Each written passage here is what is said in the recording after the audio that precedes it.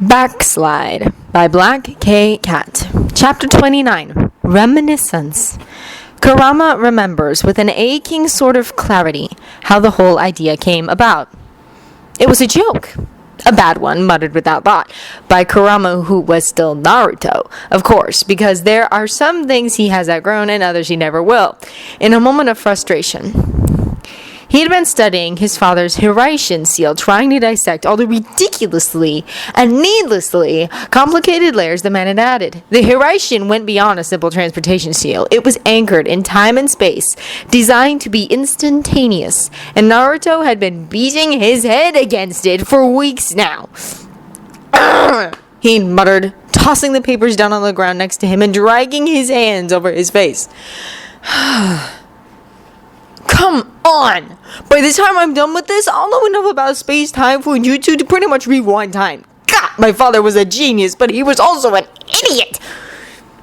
But rather than the dry comeback he expected, there was only silence from Sasuke. Naruto had blinked in surprise and dropped his hands, because normally Sasuke never missed an opportunity to make fun of him, and looked across the small fire to where his partner was sitting. Sasuke looked rather like he'd been struck by lightning. Demi?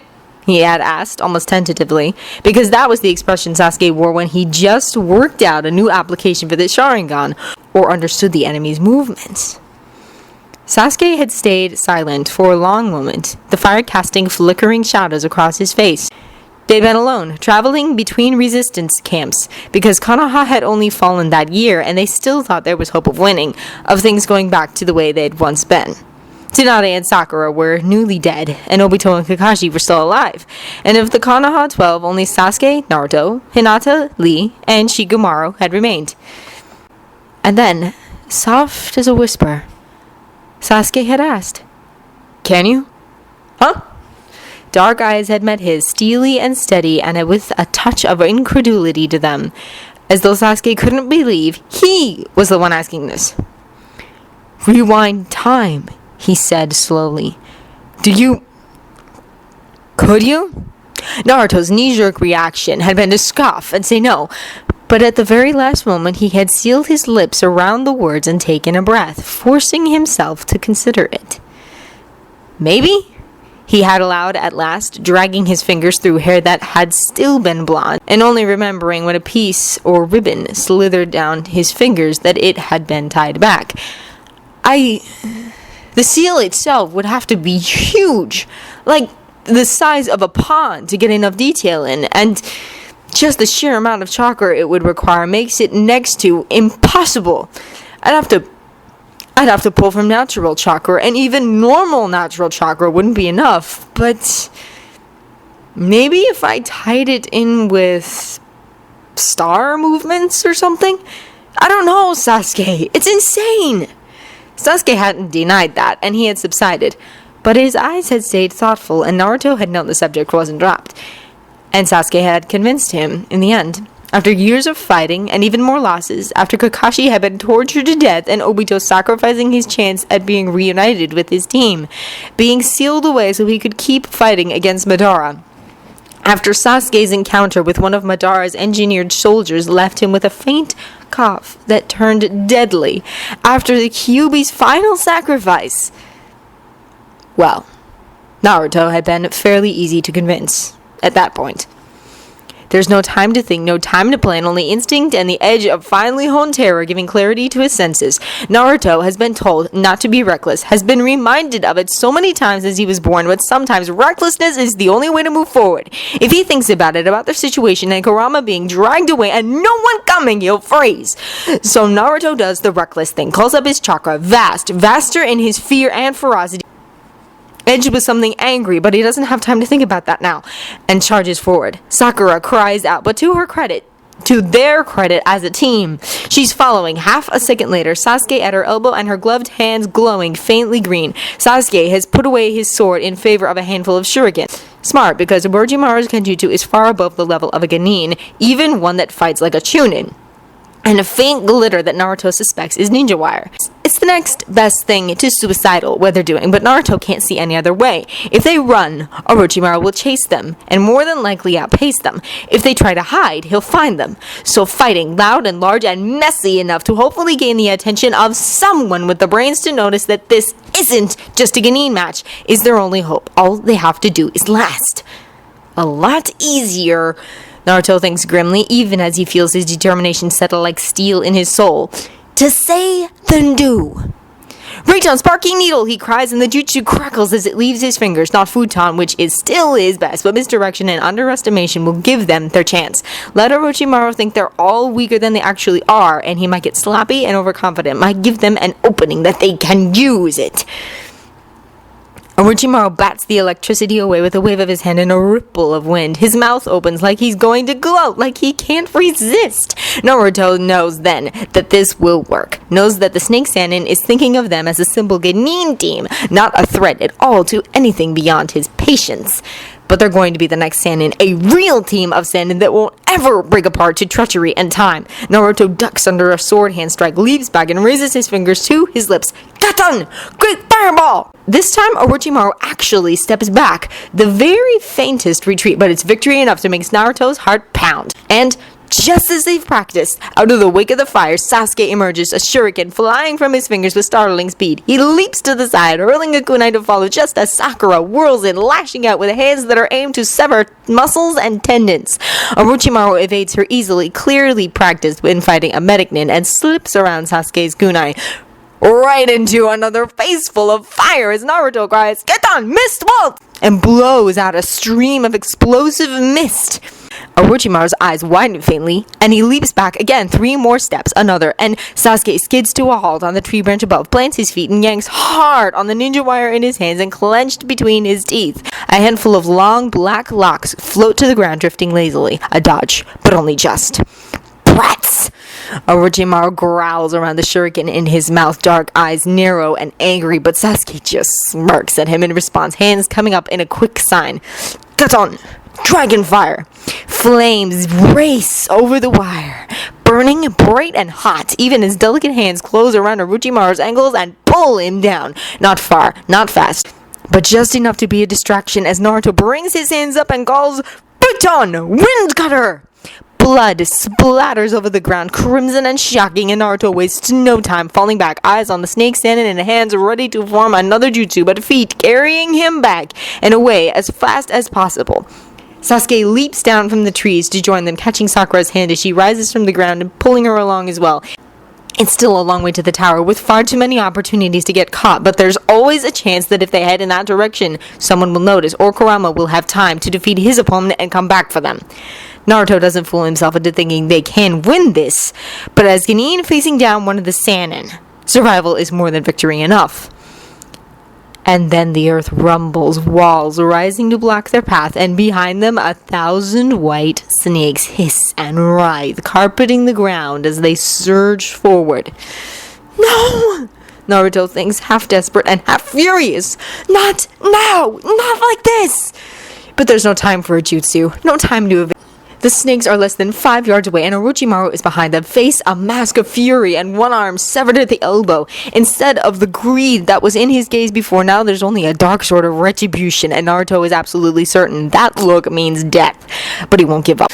Never. Ever. Ever! So he throws himself in front of his team, the same way Sasuke did for him in Wave, ready to take whatever blows will give them time to escape or counter. But just before the first snake reaches him, a wave of fire gouges into the ground in front of them, deep and hot, and a figure in an Ambo uniform lands before them, facing Orochimaru. Vaguely through the heat haze, Naruto can make out a man's broad shoulders, a tail of black hair just about as long as Kurama's, and loosely tied back. The Anbu only pauses for a moment, surveying the scene and meeting Orochimaru's startled gaze, and then his fingers flicker into a sign obscured by his body. Magenkyo, he murmurs, and behind him Naruto can feel Sasuke go stiff and still. Amaterasu. Orochimaru screams. He's in the shadows, so it takes Naruto a moment to pick out what's happening, but when he does, it's, well, horrifying. Sasuke's hand closes around his arm, and Naruto is more than relieved to turn away from the black flames melting Orochimaru's flesh right off his bones. He faces his friend, his best friend, to find that Sasuke's face is even paler than normal. His grip is impossibly tight, bruising, and there's an edge of horrified indecision mixed with rage and terror to his expression. Naruto goes stiff, grabbing Sasuke's hand in return and stepping closer, and somehow this feels more terrifying than sacrificing himself to buy them time. Because it's Sasuke, and if anyone has ever been a pillar in Naruto's life, it's this boy. Enemies or friends or anything else, Sasuke's pretty much always been there. And this expression, it's new. It's strange. And Naruto hates with an almost startling passion that anyone can make Sasuke look like this. Sasuke? Sakura asks softly, stepping up beside them with her green eyes full of worry. Naruto glances at her, trying to share his confusion, and then back at the Uchiha between them.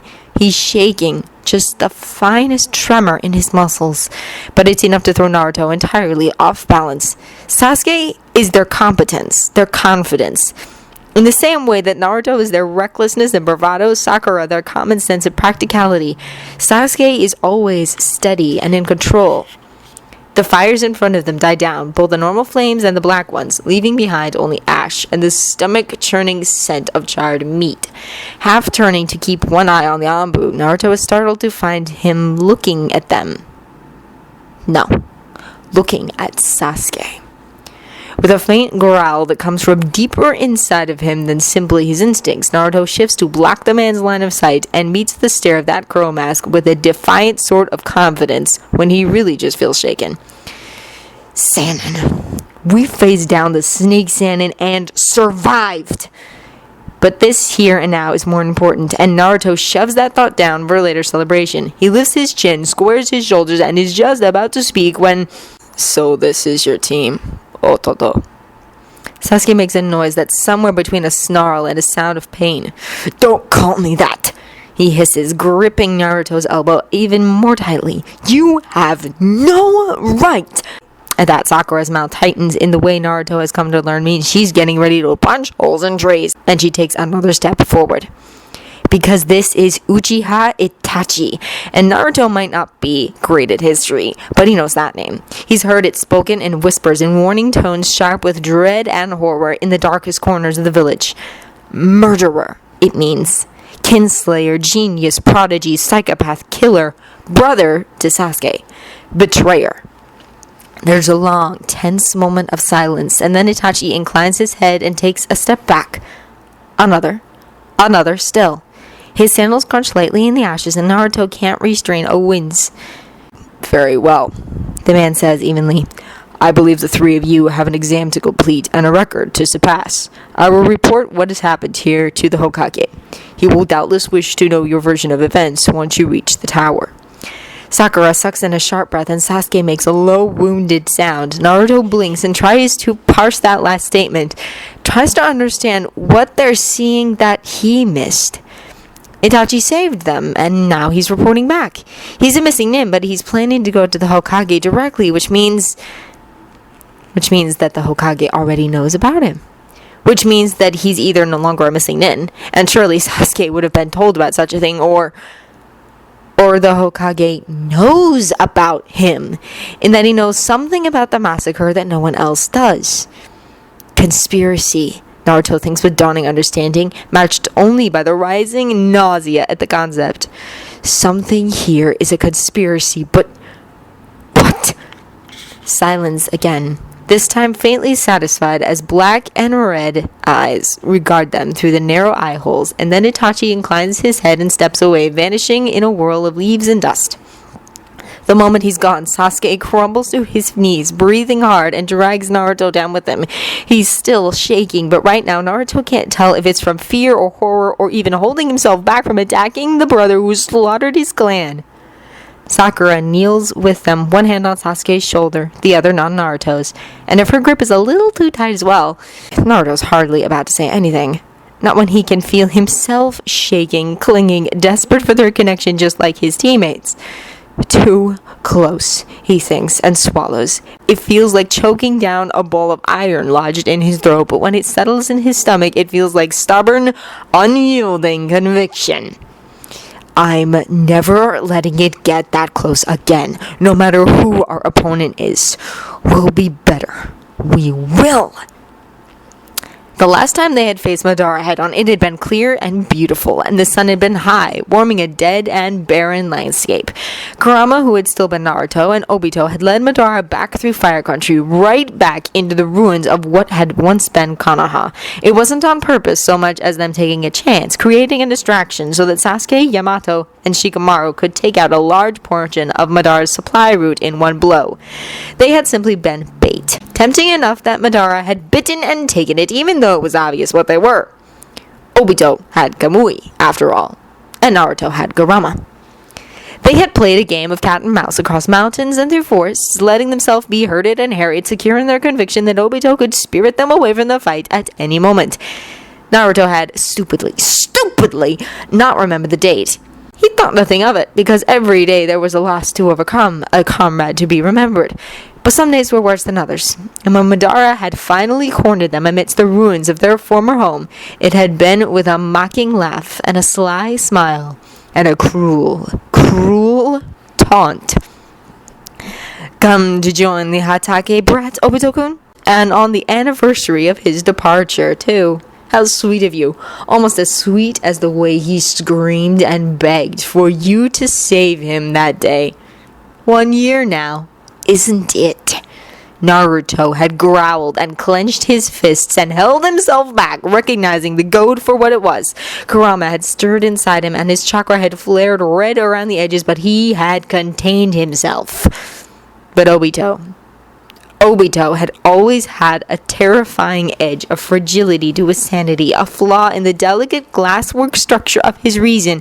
He'd been broken too many times, haphazardly patched back together with whatever was at hand. First by Madara and Zetsu, then by Madara again, and then by Kakashi when the first war against Madara was done. But like a ceramic figurine absent-mindedly repaired with patchy glue, the weaknesses were all too evident, too easy to find and twist apart again.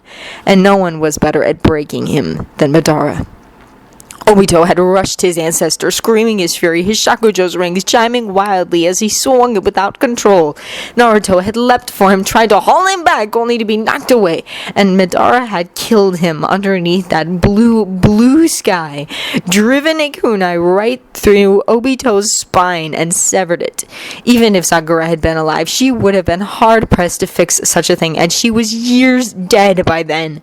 Their best missing-nin was a poor imitation, second-rate, but their only choice, and Naruto had hauled Obito away too late, tried to get him to activate Kamui and take them back to help, instead of the resistance camp. They'd landed in a stream many miles from Konoha's ruins, underneath a heavy overhang of trees unmarred by fire or ash. Obito had cried out when they hit, breathless and in agony, and Naruto had known then that it was far too late for any help at all. No, he had whispered anyway. Obito sprawled out across his legs and turning the slow-moving water to cloudy red as he bled out. No, Obito, don't do this. You can't. You're our best chance at defeating Madara. Come on, wake up. A single red and black pinwheel eye had opened lazily, stared up at him cloudy with pain but still lucid, and Obito had smiled. It was a terrible thing, blood-stained and broken, and so very, very resigned. Then keep me with you, he had rasped, barely words at all, but still understandable in the eerie hush, pressing his hand against Naruto's stomach. Keep. His voice had failed, but Naruto had understood, had taken that last request, and obeyed it even though he knew it was a terrible fate. He'd written the seal in blood over his wrist, burned it into place with chakra and will, and then he'd drawn the same one on Obito, even as the Uchiha's heartbeat dwindled to nothingness. One last beat, and then silence, and then a light as blue as the sky above. When it faded, the body was nothing but an empty shell, and yet another friend had been imprisoned inside Naruto's body. No passing on, no way to rejoin his old team, but he'd made the choice himself to stay and fight. Naruto tried. still tries, a different person in a different time and a different place, not to be too grateful for the avoidance of yet another loss, but in that at least he's always failed. Obito never speaks of it, and Kurama has never been brave enough to bring it up. The seal on his wrist throbs and burns like an open wound, black and violet chakra dancing across the lens as he circles Toby, tries to keep him in sight and get to Kakashi at the same time. Natural chakra thrums through him, heavy and uplifting at the same moment, carried on a web of power that connects Kurama to his summons. Ren and Yuri are elders, the sages for the fox summons, and he knows they're watching, ready to come to his aid if he has even half an instant to call them. But Kurama knows that if Toby truly wishes to end this, they won't be in time. His ear, as sharp in this form as any fox's, can pick up the choked breath coming from beneath Toby's root trap, the sudden dwindling of struggles that means Kakashi is fighting for any air at all. His jaw clenches and he tightens his grip on Genkaze, surreptitiously resettling his feet. Toby's lash slash caught him across the chest, deep and oozing blood, and Kurama knows it will become a problem if this fight goes on any longer. They'll have a lot of problems if this fight keeps going, because Toby is absolutely overwhelming to clash with at the best of times, but now he'll eat them both for breakfast. Another spark from the seal on his wrist, a sudden rush of careful wariness, maybe a chance. Pay attention, idiot. Win. Kurama presses his fingertips against it, feeling the rush and blaze of power contained within the sleek curves and narrow lines, and breathes out in a long, slow stream. Toby has Kamui, and there's only one way Kurama is going to be able to get close enough to end this. It's a chance, a reckless risk, but it's one he'll have to take. Another half a heartbeat, and Toby is gone, vanished in the familiar flicker. Kurama has sparred with Obito, though knows in a vague way how his mind works and spins. Toby is on the other side of the clearing, undoubtedly writing a jutsu, but Kurama doesn't give him time to use it. He runs, hurls himself forward as fast as Sage Mode lets him move, and barely hears the cry, distraction, startle him, and he won't move as fast. That tears from his lips as Genkaze collides with the kunai and sends up sparks. Toby leaps back further, and a warping spiral of flame spins forward. Kurama twists through it, calling up a wave of water around him and filling the clearing with thick white steam. Through it, he catches half a glimpse of a red and black hood, the edge of a familiar finger, and lunges. Toby turns, kunai flashing, and at the very last moment, Kurama sees it coming and drops Genkaze to his side. The small blade catches him in the stomach, tearing through flesh with a sharp punch, and a rush of blood and an explosion of agony that leaves him heaving, shaking, and dizzy as he all but collapses over Toby's shoulder. There's a sound of vicious satisfaction against his ear, but Kurama ignores it. He smiles just faintly and presses his blood-wet fingertips against the bare skin at Toby's nape. A flicker of light, a crackle of violet chakra as the seal writes itself over his skin, and Kurama lets his eyes close as he falls away. Done, he thinks, and then nothing else.